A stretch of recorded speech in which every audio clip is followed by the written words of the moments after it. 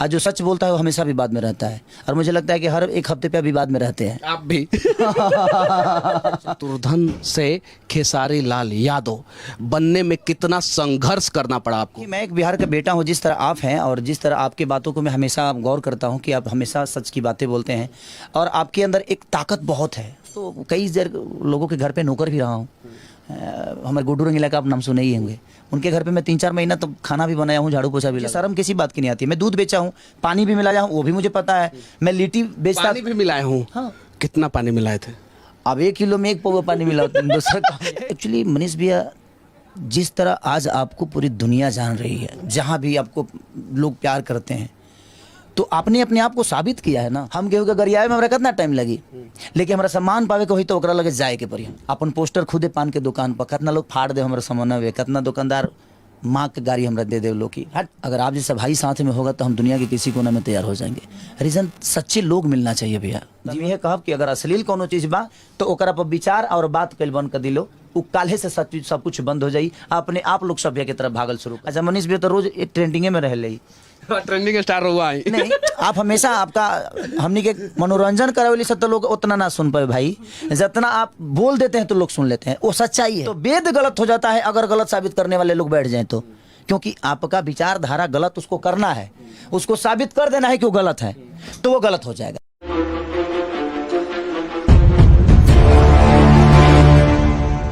मेरे साथ जो व्यक्ति बैठे हैं वो पूरी दुनिया में किसी परिचय के मोहताज नहीं है, क्योंकि YouTube पे सिर्फ और सिर्फ इनका नाम ही काफ़ी है।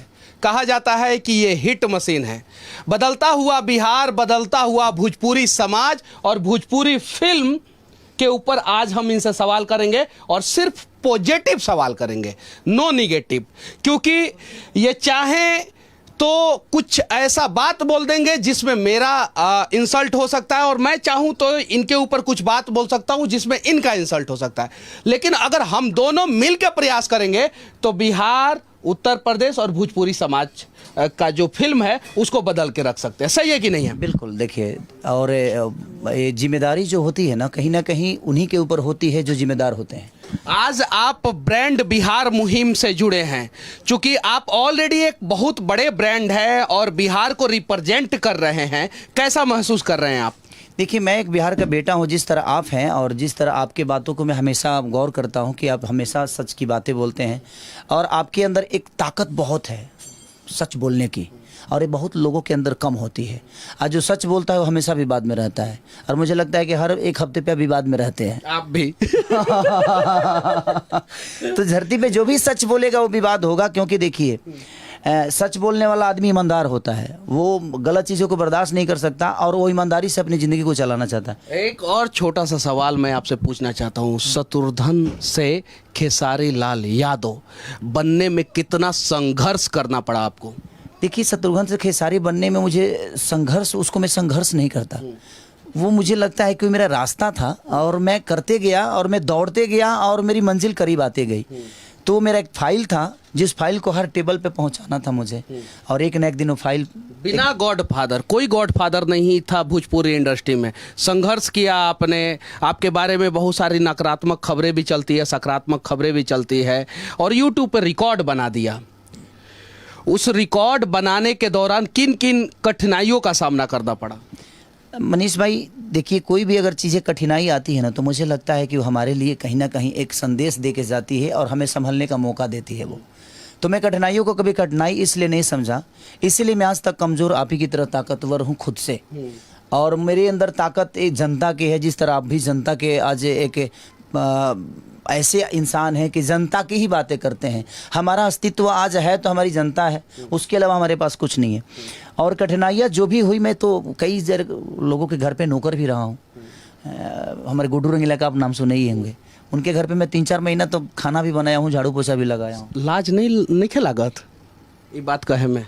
शर्म मैंने ये तो मैं किया हूँ मैं। और ये होता है महानता। एक्चुअल में सही बात है, हमने जो किया है उसे हमें एक्सेप्ट करने में क्या दिक्कत है? और जरा सोचिए, जो व्यक्ति गुड्डू रंगीला के घर पे 3 महीना काम किए हैं और उसके बाद आज भोजपुरी इंडस्ट्री के मतलब कि सुपरस्टार बन गए, इस बात पे भी कुछ लोग विवाद कर सकते हैं, इसके लिए तैयार है क्या आप? सुपरस्टार खेसारी लाल यादव, मनीष भैया, मेहनत किया हो ना। मैं इतना रिस्पेक्ट कैसे देते हैं लोगों को? मनीष भैया, छोटा हूँ मैं आपसे, नहीं, फिर आप छोटे तो नहीं है, देखिए छोटे नहीं है, आप बड़े हैं। आज आपका औहदा भी बड़ा हो, समाज के एक आप ऐसे आईना हैं, जिस आईना को फिट करने के लिए आज आप अगर आईना बने हैं तो पूरी दुनिया को भी दिखा दें और आप खुद को भी देखते हैं। तो ऐसी आईना है आप एक समाज के। हम भी एक आईना की तरह ही हैं कि हम समाज को अलग विचारधारा में लेके जा सकते हैं, अपने भाषा को लेके जा सकते हैं। तो मुझे शर्म किसी बात की नहीं आती। मैं दूध बेचा हूँ, पानी भी मिलाया हूँ, वो भी मुझे पता है। मैं लिट्टी बेचता, पानी भी मिलाया हूँ। हाँ। कितना कितना पानी मिलाए थे? अब 1 किलो में 1 पौवा पानी मिला होता है, दूसरा काम है। 1 किलो में 1 पौवा पानी मिलावत रहनी। अच्छा, बच जब हमारे 2.5 रुपया में हमारे पार्ले जी बिस्कुट मिल जाओ तो ओकरा के आदमी खा के अपन जीवन चलावत रहे। ऐसे जब बड़ा गरीबी बहुत ज़्यादा रहे। और हम लिट्टी चोखा भी बेचे हैं, तो जो पलदार हमनी के यहाँ ओखला में एगो संजय कॉलोनी बताओ जी, पलदार लो रहा है जो जे बोरा ढोवे वाला लोग, तो वो लोग खाओ तो प्लेट में खाओ तो प्लेटो धो के हम लोग को खियोले बने। ऐसा नहीं कि जे हमारा शर्म बा कोनो बात के, लेकिन आज हम कुछ भी बानी तो कहीं ना कहीं लोगन के प्यार बा ना, तो मेहनत करे खातिर तो मुझे हमारा लगा। अच्छा, इतना गाना रहुआ 1 महीना में काहे रिलीज कर देवे नहीं, और सारा गाना आपका लगभग हिट होता है, इसका राज क्या है? कुछ बताइए ताकि दूसरे कलाकार भी इसके बारे में जाने। नहीं, राज ये है भैया कि छोट कंपनी के हम बहुत लेके चली ले। एगो गाना रिलीज होला तो कहीं ना कहीं ओकर औकात बहुत बड़ा ड्यूटी सीरीज तो है ना, वो तो 5-10 लाख में खेले वाला आदमी बा, तो कम से कम ओकर एगो रोजगार हो जाला। आ ओकर एगो गाना हिट हो जाला तो कम से कम 1 से 1.5 करोड़ रुपये 2 करोड़ रुपया कमा लेला, और रातों रात वो चीज़ ओकर जिंदगी बदल जाला। आ ओकरा से कई लोग जुड़ जाला तो कई लोग के घर चले लगेला। और जितना गाना रिलीज करे के कारण हम छोट कंपनी बा कि छोट कंपनी के हम हमेशा गाना देहल चाहिए। ऐसे जो छोट कंपनी जब आगे आई तो हर आदमी के पास रोजगार रही। अगर हम 1 महीना में 20 गो गाना रिलीज करी ले तो हम 20 गो कंपनी के दिले, तब 20 आदमी के हम रोजगार दे देनी, तो कम से कम वो 20 आदमी के तो रोजगार दिए दी। कंप्यूटर लगाई, स्टूडियो में जाई, तो कोशिश रहेला कि ज़्यादा से ज़्यादा आदमी काम करी तो ज़्यादा से ज़्यादा लोग उससे जुड़ी और ज़्यादा से ज़्यादा लोग को रोजगार प्राप्त हुई। कहल जाता कि भोजपुरी में बहुत सारा लोग खेसारी बने के प्रयास करेला और खेसारी ना बन पावेला, एक एमे कितना सच्चाई बा? एक्चुअली मनीष भैया, जिस तरह आज आपको पूरी दुनिया जान रही है, जहाँ भी आपको लोग प्यार करते हैं, तो आपने अपने आप को साबित किया है ना। अब मुँह से देखिए, केहू के मुँह से बोल दे होला काम के लिए बहुत फर्क होला। हम केहू के गरियावे में हमरा कितना टाइम लगी, लेकिन हमारा सम्मान पावे के होई तो ओकरा लगे जाए के पड़ी हमके। तो सम्मान और सम्मान में दोनों में बहुत अंतर होला। तो पैसा से सम्मान खरीदा सकला, सम्मान तो ना खरीदाई, सम्मान तो कमाई के पड़ेला। और हम जीवन में सम्मान यही से करी ले कि शायद हम जब स्ट्रगल पीरियड में रहनी तो हमारे केहू सम्मान ना करी। हम जौना कैसेट विक्रेता के लगे जाई अपन कैसेट लेके, पैदल ओबरा पैसों ना रहे तो 4 किलोमीटर 7 किलोमीटर हम 50 किलोमीटर साइकिल चला के गई बनी। अपन पोस्टर खुदे पान के दुकान पर कितना लोग फाड़ दे हमारे समनवे, कितना दुकानदार माँ के गाड़ी हमरा दे दे लोग की हट गावे। और सच में हमारा गावे लूर ना आवता है, अभियो ना आवेला, अभियो तो सीखते आदमी। हम दूसरा विधा के गायक रहे, रामायण महाभारत के गावे वाला आदमी, और अचानक से लोग गीत गावे लगनी, गाते गाते। लेकिन हाँ, हौसला हमारा लग रहा है, हमारी इरादा बहुत मजबूत रहे, हमारा बस बने के रहे, कुछ कोशिश रहे जना कम से कम हमारो प्रोग्राम होके, हमारे कैसेट होके, इहे गो सरदार है। हीरो बने के हम ना सोचले रहनी कि हमको वो हीरो बन जाए, लेकिन अब लोगन के प्यार मिलल तो आदमी आइल, तो वो विधा के हम देखले बनी। मोतिहारी ऐसा जगह पर हम पान के खोखा पर रात भर ठंडा में सुतल बनी, खाली पोस्टर चिपकावे खातिर। हम कितना लोग के गोड़ दबले बनी, कितना लोग के मने कैसेट दुकान पर जाके, भैया बैठ जोते है जी, हम आओ तनी तो 2 घंटा बाद ते जाई है, तो हम कैसेट बेचले बनी, काउंटर संभालले बनी, चिपकौले बनी, पान के दुकान, ठेला, स्टेशन, बस अड्डा, टेम्पू, नाच में जा के हम गाना गौले बनी, खाली अपन कैसेट बजवावे खातिर। अच्छा, यहाँ एगो फिल्म के शूटिंग राउट चल रहा बटे, संघर्ष 2 शायद से फिल्म के नाम है। वो फिल्म के का पूरा बिहार के लोग अपना परिवार के साथ, यूपी के लोग परिवार के साथ बैठ के देख सकता? बिल्कुल।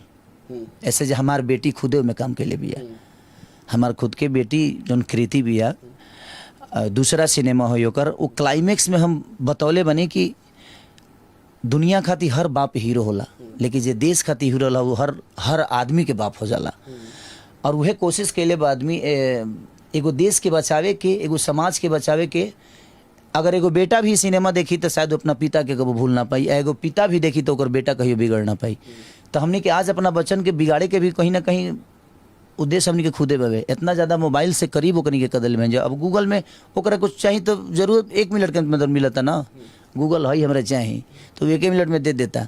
आ ओकनी के हमनी के जजमेंट करे लगतन या तो बच्चन के प्यार देहल जरूरी बा, बच्चन से क्लोज रहल बहुत जरूरी बा ताकि बच्चा मोबाइल के नज़दीक ना जाओ। अच्छा, फिल्म फेयर अवार्ड होला, आईफा होला, नेशनल फिल्म अवार्ड होला, जौन सबसे बड़का अवार्ड होला भारत में, उसको ग्रैमी ऑस्कर तो वो तो अलग बात बाटे। तो नेशनल फिल्म अवार्ड के लिए कोनो भोजपुरी फिल्म बनता कि ना जो नॉमिनेट होखो? एगो लाख रउआ का करतानी? एगो बनल बा सिनेमा हमार, ओकरे खातिर ओकरे काल से शूटिंगो बा हमार। तो काल हम मुंबई जाएब और काल ओकर शूटिंग बावे, काल परसों तरसों 3 दिन गाना और कुछ काम बाकी बा, वही खातिर बनल बावे। अच्छा, एगो सवाल हम पूछतानी रउआ से। लोग अक्सर आरोप लगावेला अश्लील और सभ्य गाना, तो ई रउआ ऊपर ना बहुत सारे लोग के ऊपर लागेला, रउआ ऊपर लागेला, बहुत सारे कलाकारों के भी ऊपर लागेला कि ई गाना अश्लील बाटे, हई लोग अश्लील गावता, हई लोग अच्छा गावता। तो एकरा के केंगे रउआ डिफाइन करे के चाहतनी और एकरा के केंगे रउआ देखेनी? बस हमरा कहे के मतलब कि जितना लोग अश्लील अगर गावता ओकरा के बातें कइल बंद कर देहल जाओ। अगर एगो चोर के रुआ केहू गोली मार दे ओकर वो नाम ना लेब तो डकैत ना होई, ओकरा से डेराइल रुआ बंद कर देब तो डकैत ना होई। जब डेराए लगे तो ओकर मन बढ़ जाई, मन बढ़ जाई तो आवेला समय में बहुत बड़ा बदमाश बन जाई। और वही चीज़ होता, हमनी के बुराई के इतना ज़्यादा यूट्यूब पर चर्चा कर देता नहीं जा, अपनी ही भाषा के इतना हमनी के गंदा बना दिले बन जा कि अदर लैंग्वेज के लोग के दिमाग में बैठा दिले बनी जा हमनी के कि ना हमनी ऐसा गंदा है धरती पर के है नहीं खे। तो सबसे बड़ा चीज़ बा कि जो भी गंदा गाना है उसका चर्चा बंद कर दीजिए, लोग सर्च कल बंद कर दी। अब गड़ल मुद्दा, अब खेसारी लाला से 20 साल पहले का गौले रहले, 15 साल पहले का गौले रहले, ओकरे को उठा के लोग 10-10 मिलियन करा देता। अब तू कहा बता लोग ओकरा के खोजी नू, आ खोजी तो सर्च करी तो व्यू बढ़ी, आ व्यू बढ़ी तो भाई कंपनी अपन कमाता। तो आप गलत चीज़ को प्रमोट करना बंद करिए, गलत को गलत साबित करने के लिए आप उसको चर्चा में ला देते हैं। तो सही को सही बनाने के लिए सही के तरफ भागिए और सही का चर्चा करिएगा तो सही भी देखना दुनिया कल से शुरू कर देगी और लोगों की मजबूरी हो जाएगी। अच्छा, अगर बिहार के बदले के मौका मिली खेसारी लाल यादव के रियल लाइफ में ना, फिल्म रौनी के बहुत बनौले बन लगे जैमें बड़का अधिकारी बन के बिहार के बदलने बन लगे, रियल लाइफ में कब मौका मिली तो कारुआ तैयार बनी? अगर आप जैसा भाई साथ में होगा तो हम दुनिया के किसी कोने में तैयार हो जाएंगे। रीज़न सच्चे लोग मिलना चाहिए भैया जीवन में। हम राजनेता हैं ना, आ केहू नेता पर हम टिप्पणी करब ना। हम एक ही वो शब्द जानता नहीं कि जब हमारा बिहार के जितने भी नेता हैं, जब उनके बच्चे बिहार में नहीं पढ़ पा रहे हैं तो हमारे बच्चों का भविष्य वो तय नहीं कर पाएंगे। दूसरी चीज़ कि जब उनका इलाज हमारे पटना शहर में नहीं हो पा रहा है तो हमारे बच्चों का इलाज और हमारे माँ बाप का इलाज पटना शहर में कहाँ संभव है। तो जब वो अपने लिए अच्छे अस्पताल नहीं बना पाए तो हम उनसे आशा कहाँ से कर पाएंगे। जब वो अपने बच्चों को पढ़ने के लिए अच्छी स्कूल की व्यवस्था नहीं दिए तो शायद हम अपने बच्चों का भविष्य उनसे कैसे मांग सकते हैं। तो हमें बदलने की ज़रूरत है और बदलने की कोई ज़रूरी नहीं है। पढ़े लिखे लोग आएंगे जो अपने घर को बेहतर चला सकते हैं, वो आज नहीं तो कल अपने राज्य को भी चला लेंगे। लेकिन हाँ, वो गरीब का ही कोई बेटा होगा जो चलाएगा। जो भी सरकार चल रही है अच्छी चल रही है, अगर लोगों को अच्छा लग रहा है तो हर आदमी अच्छा ही कर रहा है, तभी लोगों को अच्छा लग रहा है, उसमें मैं टिप्पणी नहीं कर सकता।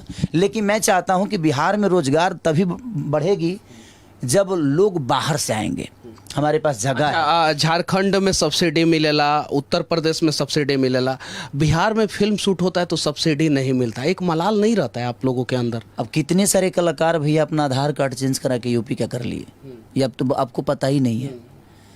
कई सारे प्रोड्यूसर मेरे पे दबाव दे रहे हैं कि भैया आप यूपी का आधार कार्ड बनवा लीजिए। 80% होगा यूपी का आदमी तभी सब्सिडी मिलेगा, ऐसा नियम है। ऐसा नियम। हाँ, तो आप लोग मजबूरी में यहाँ लोग कार्ड चेंज करा रहे हैं। लोग बिहार का आधार कार्ड अपना यूपी कर रहे हैं, क्या करेंगे? आखिर प्रोड्यूसर को फायदा नहीं होगा। अब सिनेमा हॉल पे चलता है नहीं लोगों का, मेरा तो चलता है भैया, हम बाकी लोग की बात नहीं करेंगे। हमारे सिनेमा आवेला तो चलेला, लोगों के प्यार हमारे मिलेला। अब बाकी लोग के जेकर नहीं चलता है, चाहे चलतो बा तो अपन आधार कार्ड जी के करा ले बा, ताकि सबके लिए आप सोच रहे हैं। हाँ, तो हमरा कहे के मतलब जे अगर बिहार सरकार ये नियम गलत है, ऐसा नहीं कि गलत सही है, ताकि यूपीए के कलाकार मैंने उसमें काम करी हैं, अजय बिहार के कलाकार बाबू कहाँ जाई। अब बिहार सरकार को भी इस बात पे सोचना चाहिए कि भाई जब हर राज्य के लोग अपने कलाकार के लिए सोच रहे हैं तो हम बिहार के हैं, आज हम यूपी में क्यों शूट कर रहे हैं भैया। आप ही बताइए कि अगर हम कम से कम 300 यूनिट 70 गो रूम बुक बा, खाली होटल के बिल नहीं हुई तो 20 लाख रुपया आई, ट्रेवल के खर्चा नहीं हुई तो 10 से 12 लाख रुपया आई, खाना के खर्चा नहीं हुई तो 15 लाख रुपया आई, बाकी सब सिस्टम के खर्चा नहीं तो सब मिला के हम कम से कम 2 करोड़ यूपी सरकार के दे के जाता नहीं ना। तो यह 2 करोड़वा हम बिहार सरकार के दे देती तो कम से कम लोग को रोजगार मिल जाइत, केहू लाइट खरीद लीत, केहू स्टूडियो डाल लीत, केहू कैमरा खरीद लीत, तो सबके रोजगार बढ़ जीत, 2 गो रोटी सबके मिले लगित, आ सिनेमा के सिनेमा बनित, लोग के सिनेमा के काम मिले लगित, हर चीज होके लगित ना। तब तो कहिए से आदमी कहते हुए, लेकिन केकरा से कहे जाए भैया हमारे फिल्म सिटी के कब निर्माण हुई बिहार में? चूंकि हमरा पता बटे रौनी जैसन कलाकार अगर थोड़ा सा आवाज उठाई तो जल्द से जल्द फिल्म सिटी बन सकता। भैया हम दीपक जी से मिले थे, उस समय वो नीतीश जी के पीए थे। दीपक क्या नाम था उनको, दीपक नाम है, बाकी का टाइटल मुझे पता नहीं है। वो उनके पीए थे। कई जगह पे मैं गया हूँ लेकिन कोई सुनवाई नहीं हुई। सब हाँ करते हैं इसको, उन लोगों ने इसको मैं फिल्म नीति को डाल दिया है। वो क्या बोलते हैं जो बाहर से लोग आता है ना, तो क्या बोला जाला ओकरा के, प्रवासी ना, बाहर से लोग आते हैं ना, पर्यटन। तो पर्यटन ना डाल सकिले कौन वो महाराज, जिस तरह बेबाक आदमी हम भैया हमरा जो ना आवेला तो ना आवेला, काम खत्म। उससे न कोनो लजाए के नहीं खे जो हम बेवकूफ हो जाए, हमको नहीं आता है भाई तो नहीं आता है, का दिक्कत।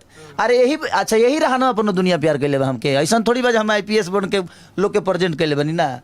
तो उसको पर्यटन में लोग डाल दिए। अब पर्यटन में डाल दीजिएगा तो भाई अब जे बा वो पर्यटन है, जे बिहार के कलाकार वो पर्यटन में काम करी, अब ओकरो के पर्यटन बना दिले बोलो, तब का कहिए ओकरा खातिर का लड़ जाए भैया। अब हम छोड़ दिले बनी लड़ल। अच्छा, एक और सवाल, राउर कौन फिल्म भविष्य में आई जो कम से कम 25 करोड़ रुपया के बजट करी? भैया 25 करोड़ कमाए खातिर का हम 50 करोड़ कमाए की क्षमता रखत नहीं। हमारा काम आवेला, ऐसा नहीं खे ना आवे। हमरा नाचे आवेला, हमरा गावे आवेला, हमरा कूदे आवेला, हमरा फाइट आवेला। भगवान के कृपा से निमन बॉडियो बना ले बनी, हर चीज़ तो कहिए ले आदमी। अब हमने के एगो अच्छा प्लेटफॉर्म के ज़रूरत बवे कि जब हमने के बिहार सरकार भी यूपी सरकार भी अगर हेल्प करी, हॉल से लेके सब्सिडी से लेके हर चीज़, तो हमनियों के जब पैसा मिले लगी तो फिल्मिया में पैसे न लगाई आदमी। तो कॉन्सेप्ट आज तो हम आधा से ज़्यादा कॉन्सेप्ट हम खुद ही लिखी ले, आधा से ज़्यादा तो हम गानों लिखी ले। तो आदमी जब संतुष्ट हो जाई तो काम छोड़ दी। हम संतुष्ट नहीं की भइल अभी, हमरा भूख बहुत बा, बसरते हमके प्लेटफॉर्म की ज़रूरत बा, लेकिन प्लेटफॉर्म मिलिए नहीं के पावत, हम का करी, केकरा से लड़े जाई। एक प्लेटफॉर्म की जरूरत है और ये बात कोई और नहीं, भोजपुरी इंडस्ट्री के सबसे बड़े सुपरस्टार खेसारी लाल यादव कह रहे हैं। और एक प्रयास किया जाए भोजपुरी इंडस्ट्री को बदलने का, और उस प्रयास में आपको भी शामिल होना होगा, हमें भी शामिल होना होगा, और खेसारी लाल यादव जैसे जितने भी सुपरस्टार हैं उन सबको शामिल होना होगा, तब जाके हमारा भोजपुरी इंडस्ट्री बदलेगा। आखिरी में दर्शकों को क्या संदेश देना चाहते हैं? बस मैं आप सबसे यही कहना चाहता हूँ कि आज मनीष भैया आए हैं और इनसे मिलकर मुझे खुशी होती है इसी बात से कि एक सच्चे इंसान से मिलकर एक ऊर्जा मिलता है। अपने जीवन को सच्चे तरीके से, मनीष कश्यप एक गरीब घर के परिवार के लड़के हैं, मैं भी एक गरीब परिवार का ही लड़का हूँ, और हम लोगों ने आप सबके बीच में अपने आप को प्रेजेंट किया और आपने बेहद प्यार किया। तो सच्चाई, अपने माँ बाप से प्यार करिए, अपने लोगों से प्यार करिए। अगर भाषा की बातें हैं तो अपना भाषा जब आए ना तो प्लीज़ आप अपने भाषा को प्लेटफॉर्म पे, किसी भी मीडिया प्लेटफॉर्म पे या यूट्यूब पे या फेसबुक पे आप उसको गंदे तरीके से प्रेजेंट आप खुद मत करिए। दुनिया करती है तो हम लड़ जाएंगे, लेकिन जब हम खुद ही करेंगे तो फिर हम दुनिया को कैसे समझा पाएंगे कि हम कहाँ से आए हैं। तो इसलिए मैं चाहता हूँ कि अपनी भाषा की बात हो, चाहे वो कोई भी कलाकार हो, उसको सम्मान दीजिए। उस सम्मान से नहीं सुधर, मारला सके वो ना सुधरिए, क्योंकि गरिया देव तो रहुआ में ओकरा में कोनो अंतर बाना। इससे हम कहब कि केहू के पाँक से पाँक ना धोवाला, पाँक नीमन पानी से धोवाला। तो ओकरा के पानी से धोए के जरूरत बा, पाँक से धोला के जरूरत नहीं के। तो हम यह कहब कि अगर अश्लील कोनो चीज़ बा तो ओकरा पर विचार और बात कल बंद कर दिलो, उ काल्हे से सब कुछ बंद हो जाई। अपने आप लोग सभ्य के तरफ भागल शुरू कर दी। अब बोलाला से कुछ बंद ना होला, ओकरा पर अमन करे के पड़ेला। तो रउओ सब अमन करी कि गंदा गाना के प्रमोट ना करी, गंदा गाना बजावल बंद करी, ताकि अपने आप लोग अमन करे लगी। जब बजावे वाला अमन करे लगी, जब खाए वाला ना खाई तो बेचे वाला घर ही न बैठ जाई। तो जब जो दुनिया खाई तो दी। तो कोशिश ये बाकी रहुओ सब भेजे खाई, जब वो नॉन वेज खाए तो दुनिया तो केहू के काट के बेच दी। तो कोशिश ये बाकी रहुओ कोशिश करी, हमनियों के कोशिश करता नहीं जा। यही अपना भाषा खातिर लड़ल जाओ, एक दूसरे से मत लड़े के बस। अब ये भाषा के लिए लड़ा जाए, बिहार के लिए लड़ा जाए, एक दूसरे से नहीं लड़ा जाए। बाकी खेसारी लाल यादव जो सुपरस्टार हैं, इनकी बातें, हमारा ये प्रयास आप लोगों को कैसा लगा कमेंट करके जरूर बताना। और भोजपुरी इंडस्ट्री किस प्रकार से बदला जाए इसके बारे में भी आप लोग अपना राय जरूर रखना। आप हॉल तक जाइएगा, जब भोजपुरी सिनेमा लगती है तो हॉल तक, जिस तरह साउथ के लोग हॉल में जाकर सिनेमा को देखना चाहते हैं, यूट्यूब पे नहीं देखते हैं, वो हॉल में जाकर देखते हैं। तो जैसे आप भी हॉल में जाइएगा तो शायद वो चीजें बदलती नजर आएगी। और हम भी कल 50 करोड़ नहीं 500 करोड़ कमाने की क्षमता रखते हैं। हम 35 करोड़ में खेलते हैं, तो कहीं ना कहीं हम 500 करोड़ भी कमा सकते हैं। और उसी से आज पूरी दुनिया को साउथ इंडस्ट्री ने बता दिया 8 करोड़ की आबादी, और पूरी इंडस्ट्री पे राज करने लगी। तो कहीं ना कहीं उन लोगों की ईमानदारी है अपने भाषा के लिए। तो सब लोग मिले तब जाके ये चीज़ें हुई। तो हम सबको प्रयास करना चाहिए अपने भाषा के लिए। ये नहीं कि अगर कोई आदमी एक गलत कर दिया तो पूरी दुनिया उसको दबाने लगे, नहीं, उसको बोलिएगा तो दबेगा नहीं और उठ जाएगा। तो विवाद जब कोनो चीज़ में होला तो गलत चीज़ के बढ़ावा ना देहल जाला, ओकरा पर बात कल बंद कर दी। अच्छा मनीष भी तो रोज एक ट्रेंडिंगे में रह ले, ट्रेंडिंग स्टार हुआ है। नहीं, आप हमेशा आपका हमनी के मनोरंजन करावेली से तो लोग उतना ना सुन पाए भाई, जितना आप बोल देते हैं तो लोग सुन लेते हैं, वो सच्चाई है। तो आप बात लोगों के लायक करते हैं, जब लोग के लायक रहो बात करब ना तो दुनिया में रहो के केहू पीछे ना करी। हम हूँ वही विचारधारा में रही ले, जे लोग के लायक बात करी ले, लोग के लायक गाई ले। अब केहू करे के गलत कह दे चाहे केहू सही कह दे, हनुमान चालीसा के गलत में कुछ लोग कमेंट करी गलत कही। अच्छा ये बताइए, जब हमारा गलते साबित करे के हुई तो राम जी के ना कह दे। हमको गलत साबित करना होगा तो मैं मोदी जी को भी कर सकता हूँ, मैं किसी को कर सकता हूँ, मैं लालू जी को कर सकता हूँ, मनीष कश्यप को कर सकता हूँ, खेसारी लाल यादव को कर सकता हूँ। अगर गलते साबित करे के बाद तो ओकरा खातिर कोई को प्रतिक्रिया बा, तो ओकरा के कौन काम बस गलत साबित के लेके भाई। तो ओकरा के तोड़ मरोड़ के गलते साबित कर, राम जी गलत ना रहले, रामो जी गलत हो जी हैं, हनुमान जी गलत हो जी हैं, तो वेद गलत हो जाता है अगर गलत साबित करने वाले लोग बैठ जाएं तो। क्योंकि आपका विचारधारा गलत उसको करना है, उसको साबित कर देना है कि वो गलत है, तो वो गलत हो जाएगा। लेकिन उसको सही अगर आप साबित करेंगे तो शायद इनके संघर्षों की कहानी को देखकर आप मोटिवेट होंगे, और जैसे ये ग्राउंड जीरो से उठ के आज सुपरस्टार बने हैं, आप भी अपने मंजिल को प्राप्त कर लेंगे, बस सच्चाई के साथ। बस सच्चाई के साथ। जय हिंद, जय हिंद, जय बिहार।